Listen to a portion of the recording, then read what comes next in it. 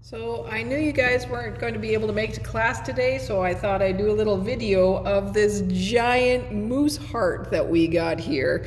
Check out the size of this thing, it's fantastic.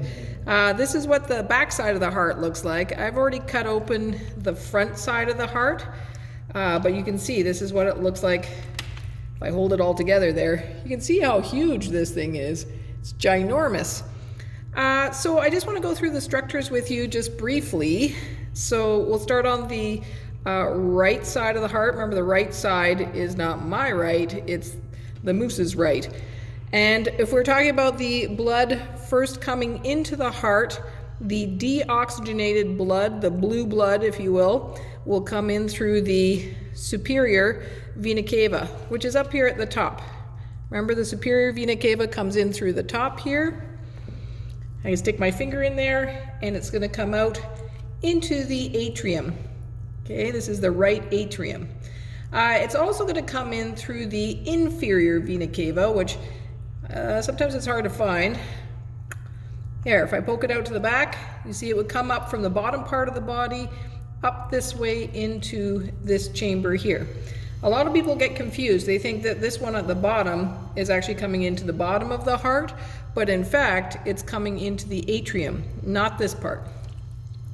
So we have our superior and inferior vena cava coming into the atrium here, and you can see how muscular, look at all these muscle fibers. It's really kind of funky inside. From here, it's going to go down into the right ventricle. Okay, if I keep this shut here, you can see the atrium is a separate structure on top here, and our ventricle is down here at the bottom.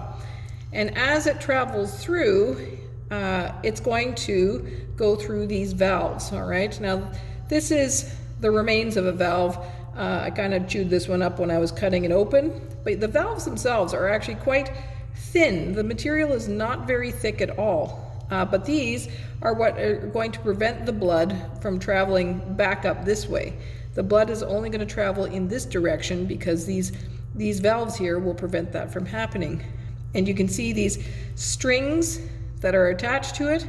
These are your heartstrings. So you know when somebody says, oh, it's tugging on my heartstrings, you actually do have heartstrings. These strings are what are stabilizing these valves and keeping them in place there.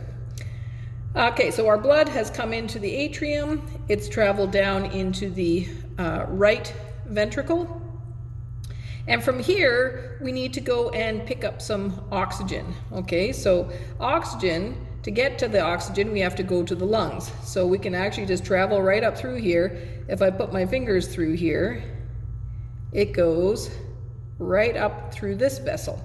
Right here. And this is an artery. We know it's an artery because it has very thick walls. It's quite stretchy, like it's really stretchy. It's very smooth on the inside. But because this is going to the lungs, we know it's going to be the pulmonary artery. So the pulmonary artery taking blood away from the heart, remember A for away. And because we have two lungs, you can see where this actually starts to split.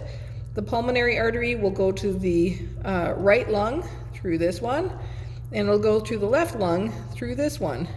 And you can, I don't know if you can see that on the video there, but it has like a little split there. I can stick my fingers through and you can see it like that. Okay, so that's the deoxygenated side, your blue blood, no oxygen, goes off to the lungs, picks up oxygen in the lungs, and then it's got to travel back through the heart again. So when it comes back to the heart, after picking up its oxygen load, it's going to come to the left side of the heart. And this is the left side of the heart, is this one here. And we know that if we're trying to figure out which side is the front and the left when we see the heart in a big chunk like this before we cut it open, this left side is really stiff, it's really tough. I can't poke it with my finger. Whereas the left side, or sorry, the right side here is quite soft. I can easily poke this one in with my finger, and I know that this is the big muscular left ventricle, and this is the less muscular right ventricle. All right, but getting back to the blood coming back into the heart. So we've gone from our lungs, we've picked up our oxygen, and we are coming in through the vein. Okay, the pulmonary vein is going to bring the blood from the lungs back into the atrium here. And again, we've got our left atrium here. The blood travels through the vein into this chamber. It's a similar looking chamber to the other side. Okay, and we've got a few, I can stick my finger through and find it on the other side here. We've got a few veins, right? A few veins that will enter into this chamber. And you can see the structure of the vein is the wall is a lot thinner than that of the artery. Okay, we've got a very thin walled vein because it's not under as much pressure as the artery, and it's a little bit different. Okay, so the veins are a lot less thick looking.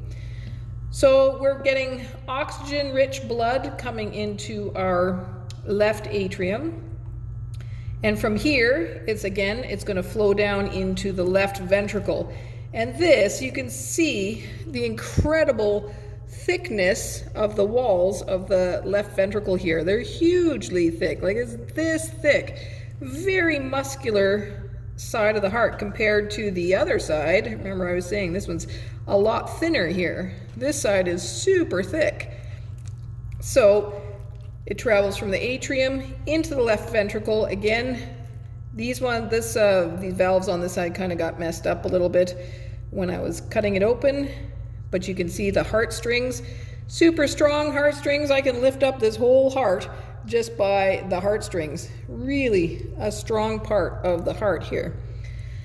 The blood comes in here, and then this is so thick because all this muscle contraction of the left ventricle is going to push that blood out of the heart and into the rest of the body. So that's why this is so much thicker, because it has to kind of squeeze that and push it out to the whole body.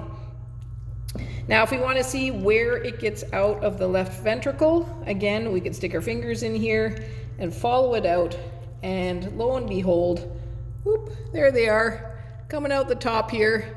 I've got, this is the aorta on this side, and this is one of the smaller arteries that branches off the aorta. So if we're looking at the aorta itself, again, super thick-walled structure here. That's how we know it's an artery.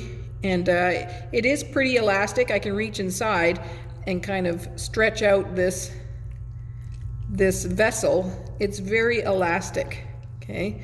Quite a bit different than the veins. So this is the aorta, and normally you would see it kind of looping around at the top of the heart, but that's been cut off here, so we don't see that loop so much. We can look inside. I think this one has some, again, neat valves here.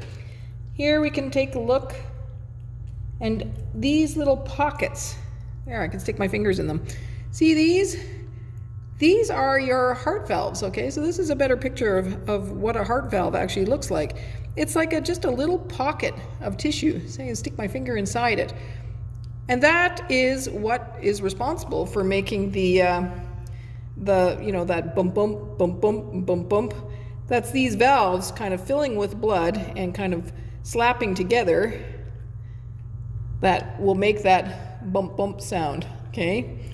And what the purpose is because we want our blood flow only to be in one direction, up into the aorta. So when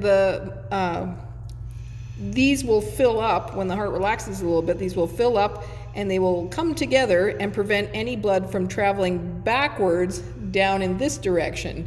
We don't want blood going this way, we only want it going up this way. So if there is some backflow, it will fill these up and it will block off that whole aortic tube here and prevent any flow going backwards into the heart. But I am grateful to this moose for giving up his heart for us so we can learn about the anatomy of the heart. And I'm grateful to the hunter who killed the moose for me and brought me his heart so we could learn a lot about it today. It's a pretty amazing structure. It is fascinating to see just how these things work. I should point out too on the outside here, on the outside you can see, oops, let's get it on the camera here, you can see the coronary artery, okay, coming down the front here, and you've got lots of arteries and veins coming down on the outside of the heart, and they are important to feed all this muscle down here. This is a big giant muscle, so it's going to need lots of oxygen in order to contract and actually function as a heart. So these vessels on the outside here, they are the ones feeding the bottom of the heart. And then I don't know if you've ever heard anyone say, oh, I'm having a coronary, right? They're talking about a heart attack. Sometimes what happens is you see all this fat tissue up here. Sometimes the fat's on the inside of the vessel and it will block the blood flow. And if you get something blocking the blood flow up here, that means the bottom of the heart, this can actually die off and cause permanent damage down here. So you want to make sure you're always keeping your arteries nice and clean with a nice healthy diet and exercise and all that good stuff. So this was a nice healthy moose. It has quite a bit of fat tissue up here around the heart. Must have lived a good life. This is all fat tissue here on this side. And once again, thank you, moose, for giving up your heart so we can poke around inside it today. It is a pretty amazing structure. Okay, that's it. Thanks.